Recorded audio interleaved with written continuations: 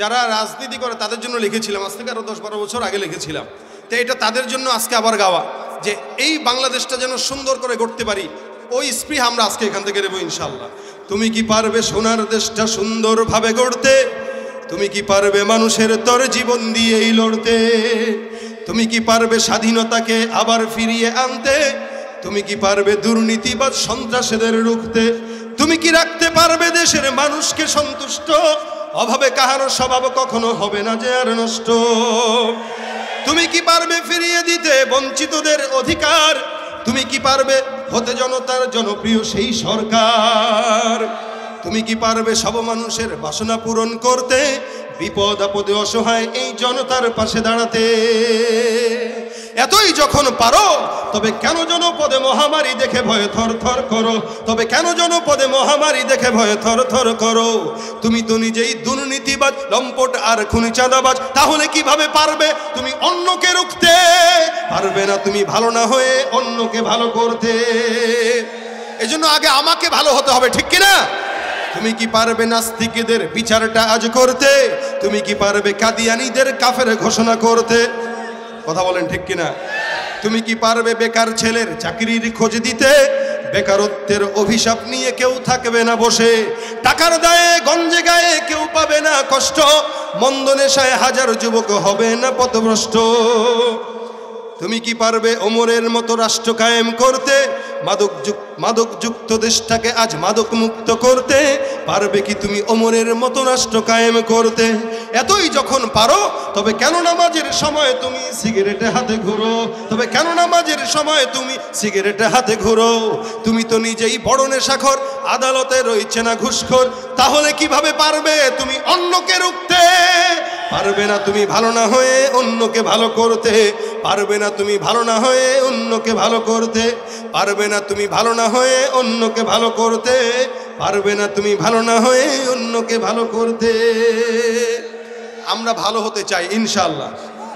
রসুলের প্রেমে আরেকটি ইশকে নবী জিন্দাবাদ, বলেন ইশকে নবী, ইশকে নবী, ইশকে নবী, জোরে ইশকে নবী, ইশকে নবী, ইশকে নবী জিন্দাবাদ, ইশকে নবী জিন্দাবাদ, ইশকে নবী জিন্দাবাদ, ইশকে নবী জিন্দাবাদ, ইশকে নবী জিন্দাবাদ।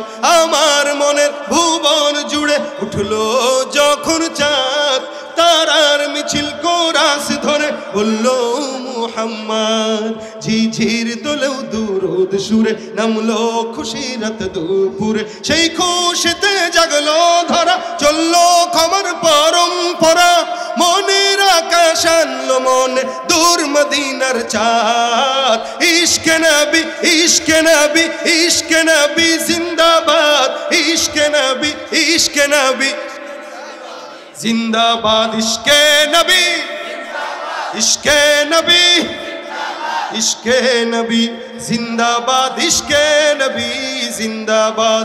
রক্ত কণায় দফায় দফায় উঠে শিহরণ, মুহাম্মাদের নামের সুরে গায় পাখি যখন আকুল সুরে শিল্পী কবি গাইলে প্রেমের নাতে নবী।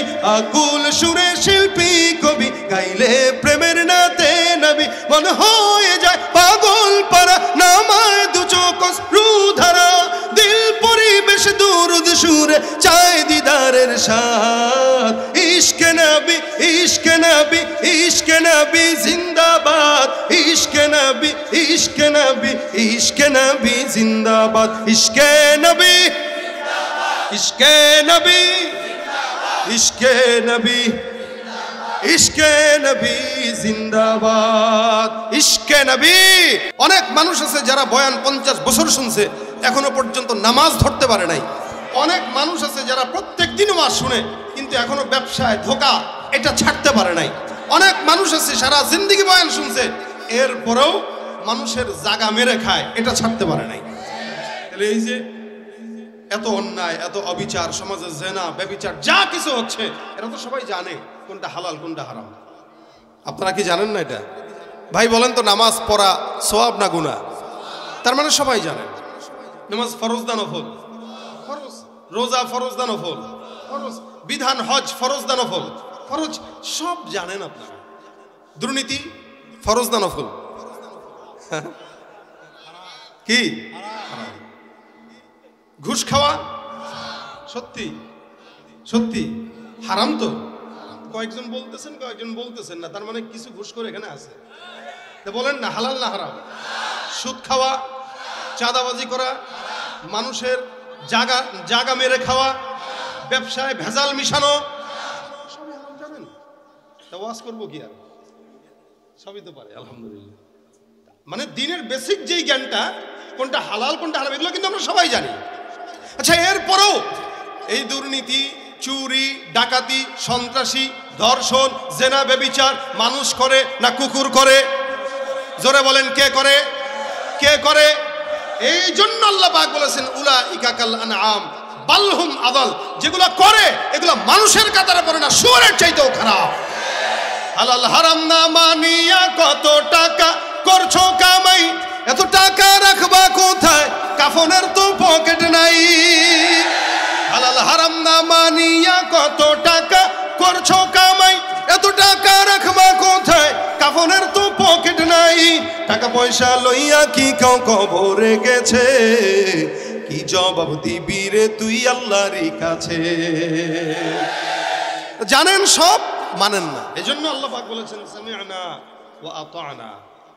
যারা আল্লাহ ওয়ালা বুজুর্গ, আল্লাহর বান্দা, ইমানদার, এরা এই কথা বলে যে আমরা যা শুনবো তাই মানবো, যা শুনবো তাই মানবো। আর বেঈমান যারা, তারা বলে সামি'না ওয়া আসাইনা, শুনবো কান দিয়া, ঢুকাবো আরেক কান দিয়া, বের করবো আরেক কান দিয়া। আল্লাহ তাদের কথা বলতেছেন এগুলো সব হায়াওয়ান, জানোয়ার, কুকুরের চাইতেও খারাপ। কারণ বললাম এই যে জানেন হারাম কোনটা, এরপরেও হারাম কাজেই আছে। জানে খারাপ কোনটা, এরপরেও খারাপ কাজেই আছে। জানে ভালো কোনটা, এরপরেও ভালোটা বললে তার ভালো লাগে। তার মানে যার ভালোটা ভালো লাগে না, খারাপটা খারাপ লাগে না, বুঝতে হবে তার ঈমান নাই। ঈমান, যার ভালোটা ভালো লাগে না, নামাজ ভাল লাগে না, রোজা ভাল লাগে না, মাহফিল ভাল লাগে না, ঈমান ভাল লাগে না, রোজা ভাল লাগে না, তার মানে ওর ঈমান নাই। আর যেটা খারাপ ওইটায় যা মিষ্টি বিতরণ করে আর সন্দেশ খায় আসে। এই যে হুজুর যেটা বলছে যে ধর্ম যার যার, উৎসব সবার, এই কথা বইলা বইলা ওখানে যা সন্দেশ খায়, আর এখানে আসতে গেলে ভাই টাইম নাই। আল্লাহ কয় তোর জান্নাতে দেওয়ারও টাইম আমার নাই।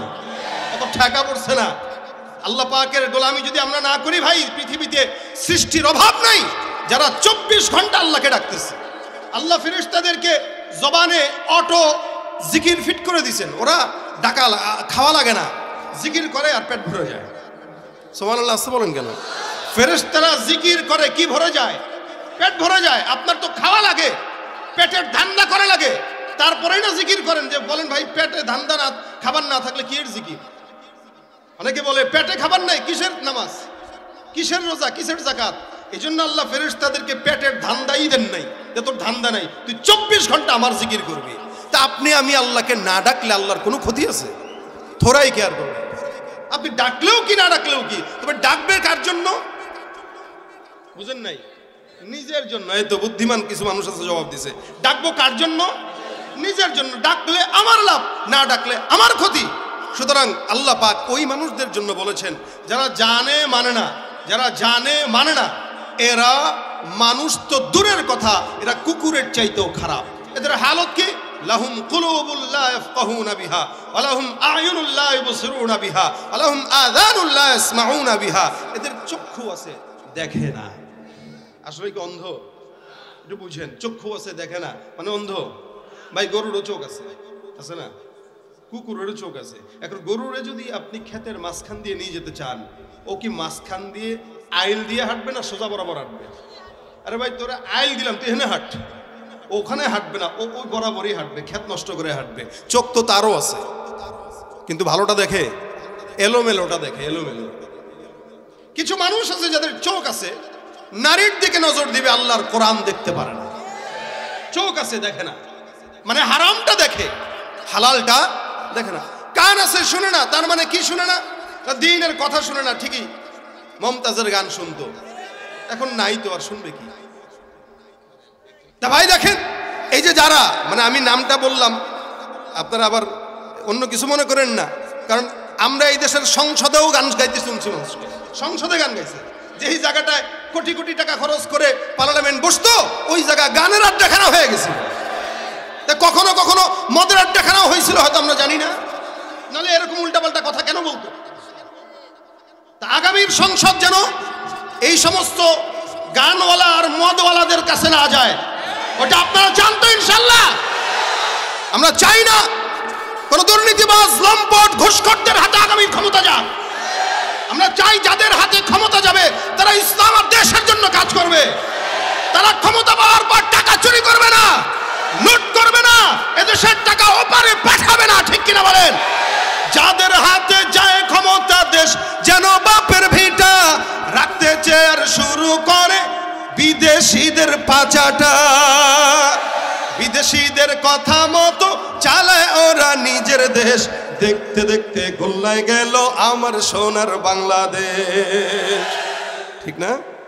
আমরা চাই না এগুলো, আর আমরা চাই আগামার দেশটা সুন্দর হোক। যেই পরিবেশ হয়ে গেছে, আল্লাহ পাক করাই দিছে একটা পরিবেশ, এই পরিবেশটা যেন কাজে লাগাইতে পারি। তো কান আছে শুনে না, আবার কিছু কিছু আছে কলব আছে বুঝে না, অর্থাৎ ভালোটা বলবে না, বুঝবে না, তেরাটাই বুঝবে।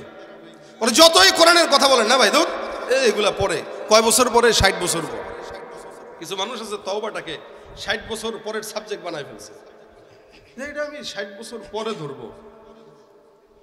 ভাই বাস্তবতা, ইন্নামাত তাওবাতু আলাল্লাহি লিল্লাযীনা ইয়ামালুনা সাইয়্যাত, আল্লাহ কোরআনে বলেছে, হাত্তা ইযা হাদারা আহাদাকুমুল মাউত ক্বালা ইন্নী তুবতুল আন ওয়ালাল্লাযীনা ইয়ামুতুনা হুম কুফফার উলাইকা আ'তাদনা লাহুম আযাবান আলীমা। আল্লাহ বলেন কিছু কিছু লোক আছে যারা সারা জিন্দেগি খারাপ কাজ করে, যখন মৃত্যুর সময় হয়, অর্থাৎ 60 বছর 70 বছর, তখন কয় ক্বালা ইন্নী তুবতুল আন, এখন আমি তওবা করে ফেলছি। আল্লাহ মসজিদের একটা জায়গা দেয় আর সভাপতি বলে যায়। সারা জিন্দেগি অফিসের ফাইলে খোঁচায়া সুদের টাকা খাইছে, ঘুষের টাকা খেয়েছে। ভাই কি পরিমাণে ঘুষের কারসাজি এই দেশে চলে, ওনারা তো জানবে ভালো, কথা বলে না, ওনারা জায়গায় আছে না, তা ওনারা দেখছে না এগুলো? দেখে না? আমার বাবা সচিবালয় চাকরি করছে 40 বছর এবং ভালো পদে ছিল। তা আমার বাবা মাঝে মাঝে আমার বলতেন, আল্লাহ যেন এখানে আমার কোনো বংশধররে এই জায়গায় না আনে। তবলিগের মেহনতের কারণে আমাদেরকে আলেম বানাইছে, আমাকে আমার ভাইকে আলেম বানাইছে। আলহামদুলিল্লাহ আমার বাবা সত্য করে বলে, আমার রক্তে এক ফোঁটা এক সরিষা দানা পরিমাণ হারাম ঢুকে না।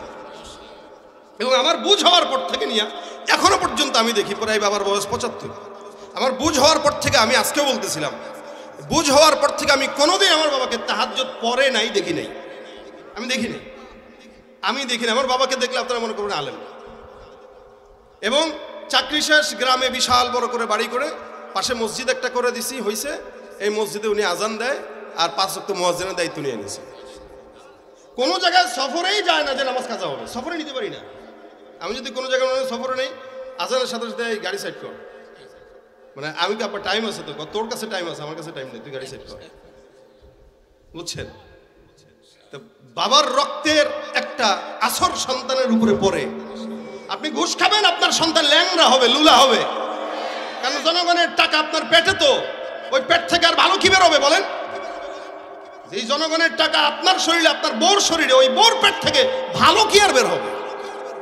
এজন্য এদেশে ঘুষ মানুষ খায়, ওরা যতই বলবেন ভালো না, না ওইটা ছাড়া হয় না।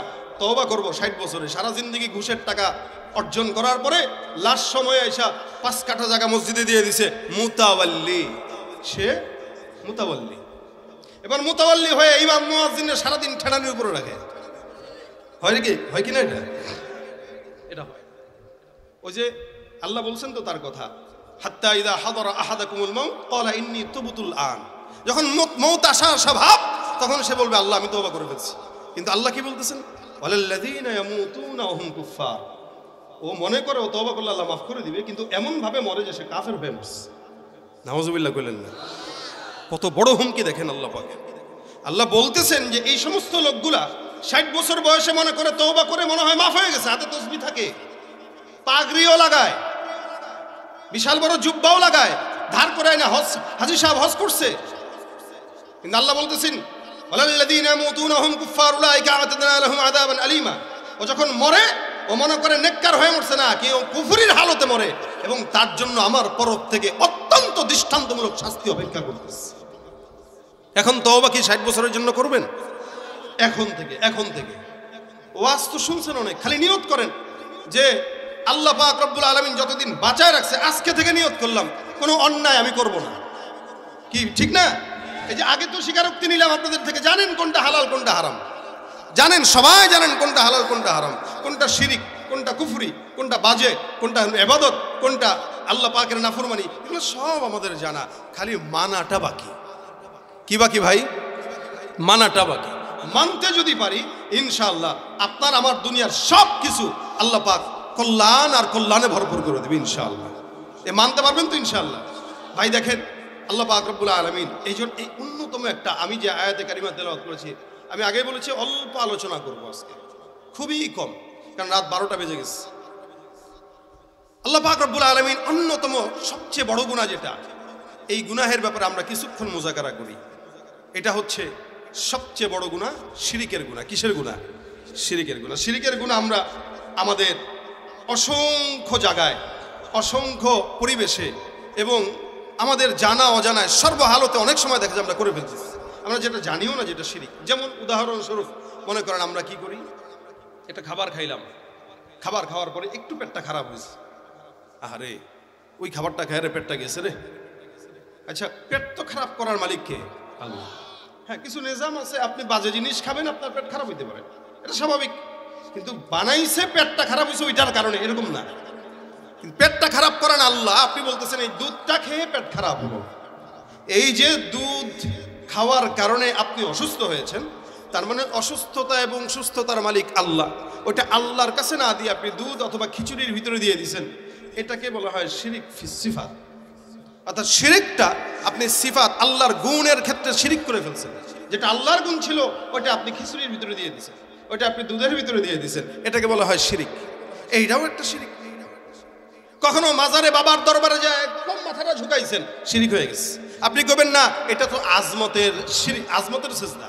আজমতের সেজদা বলতে কোনো সেজদা নাই। সেজদা হবে কার কাছে? একটু চিল্লায় বলেন, কার কাছে হবে? সেজদা একমাত্র আল্লাহর কদমে হবে, আল্লাহর কাছে হবে, কিবলার দিকে হবে। যত বড় লাল শালওয়ালা বুজুর্গ হোক, পীর হোক, লালনের মাজারে যায় সেজদা দিবেন আর ঈমান থাকবে, কশিন কালো ঈমান থাকবে। এবছর তো লালনের মাজার ভালো জমছে, কুষ্টিয়ার লালন শাহের মাজার ভালো জমছে, গাঁজা খায় আবার ফতোয়া দেয়, এটা আল্লাহ বানাইছে কে? দেখছেন আপনারা, যুক্তি কিন্তু শয়তানেরও আছে। ভাইরে ভাই, গাঁজা আল্লাহ বানাইছে কে? দোষ কি আমাদের? এটা আল্লাহ বানাইছে। তাহলে তো ওই যে আল্লাহ বলছেন না লা তাকরাবু হাযিহি শাজারা, আদম বলতে পারতেন আল্লাহ গাছ বানাইছেন কে? বলতে পারতেন না? আপনি বলছেন এই গাছের কাছে যাবা না, তো বানাইছেন কে? আরে ভাই, এটাই তো আল্লাহর পরীক্ষা। এটা কি আল্লাহর পরীক্ষা?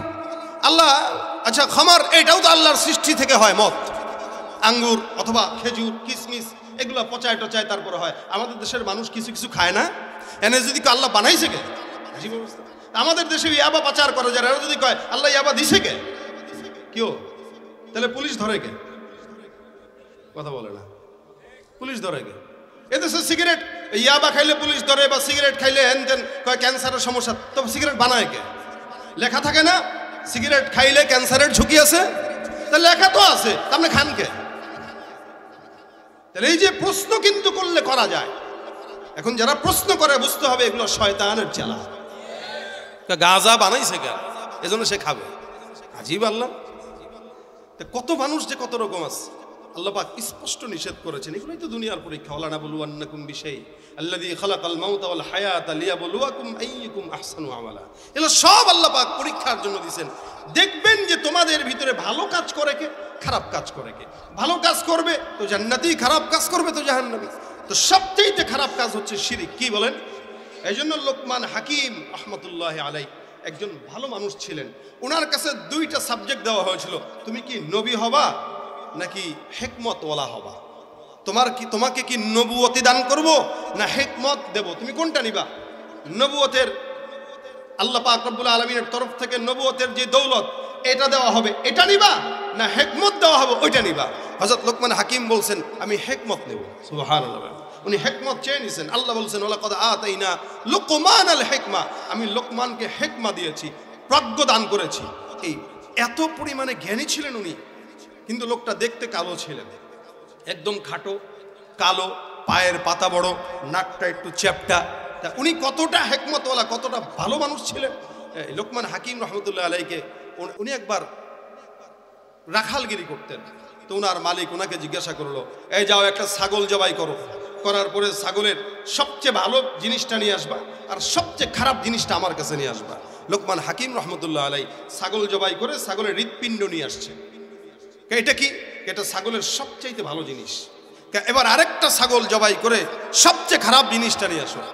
একই জিনিস জবাই করে লোকমান হাকিম আবার খারাপ জিনিস হিসেবে হৃৎপিণ্ডটাই নিয়ে আসছে। এবার তার মালিক বলতেছে, বুঝলাম না কাহিনী, দুইটা জিনিস জবাই করে একই জিনিস নিয়ে আসছো, খারাপ এবং ভালো উভয়টাই, কারণ কি?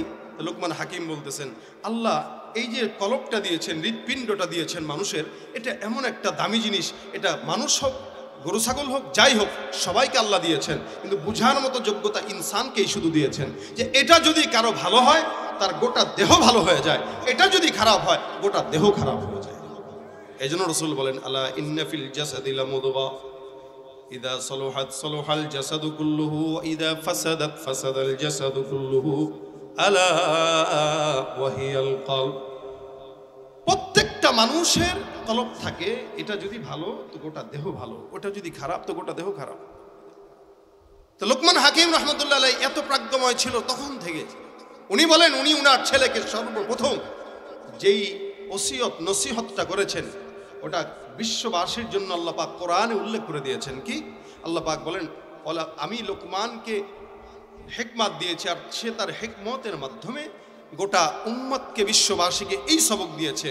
ওয়ালাকাদ আতাইনা লুকমানাল হিকমা আনিশকুর লিল্লাহ ওয়া মান ইয়াশকুর ফাইন্নামা ইয়াশকুরু লিনাফসি ওয়া মান কাফারা ফাইন্না রাব্বি গনিয়্যুন কারীম। আল্লাহ পাক রব্বুল আলামিন এই লোকমানকে হিকমত দিয়েছে আর সেই হিকমতের জ্ঞান নিয়ে, ভান্ডার নিয়ে লোকমান হাকিম তার সন্তানকে নসিহত করতেছেন। ওয়া ইয ক্বালা লুকমানু লিবনি ওয়া হুয়া ইয়াইযুহু ইয়া বুনাইয়া লা তুশরিক বিল্লাহ।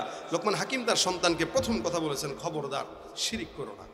এই কথাটা আল্লাহ পাকের পছন্দ হয়েছে, যার কারণে আল্লাহ পাক রব্বুল আলামিন মৃত্যু পর্যন্ত সব মানুষদেরকে এই সবকটা দিয়ে দিয়েছেন। দেখো লোকমান কত বছর আগে এই কথা বলেছে, এখনো পর্যন্ত তোমরা এই সবকটা আদায় করো।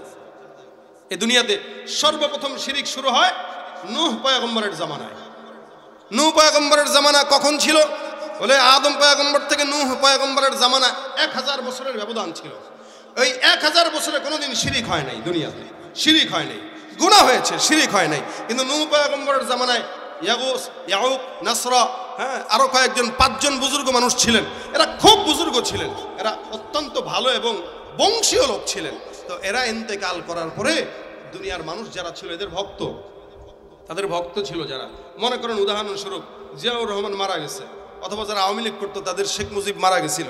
এই যে এরা কি করে, এদের দলের কর্মীরা কি করে, ভালোবাসার খাতিরে ছবিটা টাঙায় রাখে, রাখে না? ছবি পিছনে টাঙায় রাখে, অথবা যে যাকে ভালোবাসে তার ছবিটা পিছনে টাঙায় রাখে। এই যে যারা ছবি টাঙায় রাখেন তাদের জন্য কথাটা বলতেছি। যখন নাকি নূহ পয়গম্বরের জামানায় এই যে ইয়াগুস, ইয়াউক, নাসরা এরা যখন মারা যায় তখন এদের ছবিটা শয়তান এসে বলতেছে, দোস্ত এদেরকে তো তোরা অনেক মহব্বত করতে, অনেক ভালোবাসতে, একটা কাজ কর, এদের ছবিটাকে তোরা তোদের বাসায় টাঙায় রাখ। তাহলে কি হবে? প্রত্যেক দিন এদেরকে দেখবি আর আমলের প্রতি উদ্বুদ্ধ হবি, এদেরকে দেখবি আর এদের যেই চেতনা, এদের যেই কি বলে উসওয়া হাসানা, মানে উসওয়া হাসান রাসূলের জন্য খাস, মানে এদের যে আদর্শ, এই আদর্শ তোরা মানতে পারবি। এখন এদের ভক্ত যারা ছিল এরা মনে মনে কয় ভালো কথাই তো বলছে শয়তান, মানে শয়তান তো নফসের ভিতরে এসে আক্রমণ করছে, তাদের মনে উদ্গ্রীব করছে যে এটা কর। তখন এরা চিন্তা করলো ছবি আঁকা যায়, কিছু আর্টিস্টম্যানদেরকে দিয়ে ছবি আঁকাইছে, এই 5 জনের আঁকায় ঘরের ভিতর টাঙায় রাখছে। প্রতিদিন সকালবেলা কাজে যাওয়ার আগে একবার দেখে, আবার বিকেলবেলায় সে একবার দেখে। এবার শয়তান একদিন এসে বললো, দোস্ত রে এমনি আর কতদিন, তোরা তো মনে হইতেছে ভুলে যেতেছিস, দেখ ছবিগুলো আস্তে আস্তে মুছে যাচ্ছে, তাহলে কি করব? একটা কাজ কর, এই ছবিগুলো যেহেতু মুছে যায় এটাকে পাথরের আকারে আকৃতি দে, পাথরের ভিতরে তাদের ছবিটা খোদাই কর, তো এরা পাথরের ভিতরে ছবিটা খোদাই করলো, করে এবার ঘরের দরজার সামনে টাঙায় রাখলো। প্রতিদিন যাওয়ার সময় নেতা আসসালামু আলাইকুম, দয়া করেন কাজে যাই। এবার শুরু হয়ে গেল একটু আপডেট। আবার আসলো যখন, আসসালামু আলাইকুম, আপনাদের উপরে আমাদের ভরসা আছে, আপনারা একটু নেক নজর দিলে আমরা কাজে বরকত পাবো। শিরকের দ্বিতীয় ধাপ শুরু হয়ে গেল। তৃতীয় ধাপ, এবার আর শয়তানকে কিছু বলা লাগে না, শয়তান বেশিক্ষণ আপনার পিছু থাকবে না। শয়তানের কাজ আছে না, কথা কয় না ও ভাই, শয়তানের কাজ আছে নি? কোটি কোটি মানুষ, এই কোটি কোটি মানুষদেরকে শয়তান তো চাবি দেওয়া লাগে, তো দিতে গেলে তো তার একটু কষ্ট লাগে, তাই না? এই যে আপনারা এখানে যারা আসছেন, আপনাদের পিছনে শয়তান ঢুকতে একটু শয়তানের বেশি কষ্ট হয়, কারণ আপনারা মাহফিলে আসছেন, গানের কনসার্টে যান নাই। এখন শয়তান টেনশনে পড়ে গেছে, কিরে এত কিছু করার পরে এগুলোর মাহফিলেই বসায় রাখছে। কি বলেন, ঠিক না? এই যে জাভেদ সাহেব কখন চাইছে যাবে, 10 মিনিট বলছে, 10 মিনিট শুনবে, মোটামুটি তো আধা ঘন্টা হয়ে গেছে, এখনো যাইতে পারতেছে না। এখন শয়তান কইতেছে, কিরে জাভেদ সাহেব বলছিল 10 মিনিট পরে উঠবে, এখনো যে উঠে না, আর কতক্ষণ খুঁচাইলে উঠবে। কিন্তু জাভেদ সাহেব চিন্তা করছে, শেষ করেই যাব, তোরে আমি বেল আজকে পাত্তা দেব না, কাজ থাকুক কাম থাকুক, কি ঠিক না? এই যে শয়তান কিন্তু চাচ্ছে, শুধু একে উনাকে না, আপনারা যারা আছেন এদের ভিতরে অনেকটাই চাচ্ছে, কিরে উঠ না বেটা। শয়তানের কাজ আছে না, তো শয়তান ইমানদারদের পিছনে পড়ে থাকে, আর শয়তানের পিছনে বেশিক্ষণ পড়ে থাকা লাগে না, কারণ ওরা একটা চাবি দিয়ে কাইট বানায় ফেলায়, এক চাবি দিয়ে কাইট বানায় ফেলায়। ওই যে গাছে আল্লাহ বানাইছে, এক চাবি দিছে, কাজ হয়ে গেছে। এখন দেখেন, শয়তান চাবি দিয়ে দিল না, এখন পরবর্তীরা এসে বলে, আমরা আমাদের বাপদেরকে দেখছি, ওনারা মূর্তি সামনে রাখছে, সালাম দিয়েছে প্রতিদিন। আরেক দল এসে, আমরা আমাদের দাদাকে দেখছি, ছবি তুলছে, ছবি রাখছে। তাহলে দাদারা কত সম্মান করতো, আমরা কি করি? তো তোরা কি করবি? তোরা একটু প্রতিদিন এমনে খালি নোয়াবি। কি করবি? এমনে নোয়াবি। তৃতীয় ধাপদেরকে বলে দিছে এমনে নোয়াবি, নোয়াই দিছে, আর ইমান আছে? কারণ এই কপালটা অসজুদ অক্তারিব, আল্লাহ বলেন সাজদা দাও আর মালিকের নিকটবর্তী হয়ে যাও। সুবহানাল্লাহ। মালিকের নিকটবর্তী হওয়ার জন্য কপাল ঝুঁকানো প্রয়োজন ভাই। যে যত বেশি কপাল ঝুঁকাবে সে আল্লাহর তত বেশি নিকটবর্তী হবে। এখন আপনি ঝুঁকানোটা মালিকের কাছে না দিয়া আপনি ঝুঁকানোটা দিচ্ছেন হইল বাবার কাছে, খাজার কাছে। ইমান কি আছে না গেছে? কথা বলেন, আছে না গেছে? পীরগিরি আর মাজার পূজা চলছে দেশটা জুড়িয়া, শিরকি আর ভণ্ডামিতে দেশটা গেছে ভরিয়া। পীরগিরি আর মাজার পূজা চলছে দেশটা জুড়িয়া, শিরকি আর ভণ্ডামিতে দেশটা গেছে ভরিয়া। গাজার কলকি টান মারিয়া, গাজার কলকি টান মারিয়া দেখায় খাজার শান। ওরা শিক্ষিত শয়তান, ওরা শিক্ষিত শয়তান, ওরা শিক্ষিত শয়তান। ঠিক কিনা? যেখানে যাই ভেজালেতে ভরে গেছে দেশটায়, ব্যবসায়ীরা রাতারাতি কালো টাকায় হাত রাঙায়। ভেজাল থেকে বাঁচতে হলে, ভেজাল থেকে বাঁচতে হলে খোলা রাখো কান। ওরা শিক্ষিত শয়তান, ওরা শিক্ষিত শয়তান, ওরা শিক্ষিত শয়তান, ওরা শিক্ষিত শয়তান। ঠিক কিনা? তাহলে শয়তান খোসা দিয়ে দিছে। এরা বলে কি করতে এখন? মাথাটা ঝুঁকাইতে। এই ঝুঁকানো শুরু, শিরিক শুরু। বলে 1000 বছরে কোনো শিরিক ছিল না, 1000 বছর পরে শিরিক শুরু হয়ে গেছে। ওই যে শিরিক শুরু হয়েছে, এখনো পর্যন্ত শিরিক চলছে চলছে এবং চলছে না। শিরিকের পক্ষে বিশাল বড় একটা দল আছে যারা ঈমান আর কুফরির লড়াই এখনো পর্যন্ত চলতেছে। তাকায় দেখেন, ইহুদি আর নাসারার ভিতরে আর মুসলমানদের ভিতরে ফিলিস্তিন আর ইসরায়েলের যুদ্ধ এখনো পর্যন্ত চলতেছে ভাই। এজন্য ঈমানটা এমন সতেজ রাখবেন, ঈমানের জন্য যদি 1000 বার মৃত্যুবরণ করা লাগে 1000 বার মৃত্যুবরণ করবে ইনশাআল্লাহ। মাথা কোনোদিন কারো সামনে নত করব না, আল্লাহ ছাড়া কারো সামনে মাথা নত করা যাবে না। এটা হচ্ছে ঈমান। কুল হুয়াল্লাহু আহাদ আল্লাহুস সামাদ লাম ইয়ালিদ ওয়া লাম ইউলাদ ওয়া লাম ইয়াকুল লাহু কুফুয়ান আহাদ। আমরা যাকে মানি তিনি একজন, 5 জন না, 10 জন না, একজনের বেশি কোনো খোদা নাই। ইহুদিরাও আল্লাহকে মানতো, নাসারাও মানতো, আমরাও মানি। পার্থক্য আছে কি?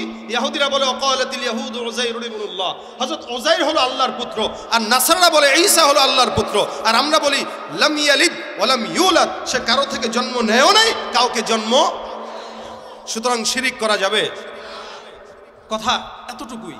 ওয়াজ অনেকক্ষণ শুনেছেন, আমি বলেছি আজকে ওয়াজ না, আজকে আপনাদের সামনে বসলাম হাজিরা দেওয়ার জন্য। শুধু হযরত ওয়াজ করেছেন, খালি যাওয়ার সময় যদি এতটুকু মাথায় রাখি, আমরা কুফরি করব, শিরিক করব না। শিরিক কি? যেমন আমি আমার দলের কোনো নেতা অথবা আমার দলের পীর, সে যত বড় বুজুর্গ হোক, পীর হোক, তাকে মানতে যে আল্লাহকে অসন্তুষ্টি করব না। আমার দলের পীরকে সন্তুষ্ট করতে যে আল্লাহকে অসন্তুষ্টি করব, দলের নেতাকে খুশি করতে যে আল্লাহকে অসন্তুষ্টি। লা তাআতা লিমাখলুকিন ফি মাসিয়াতিল খালিক।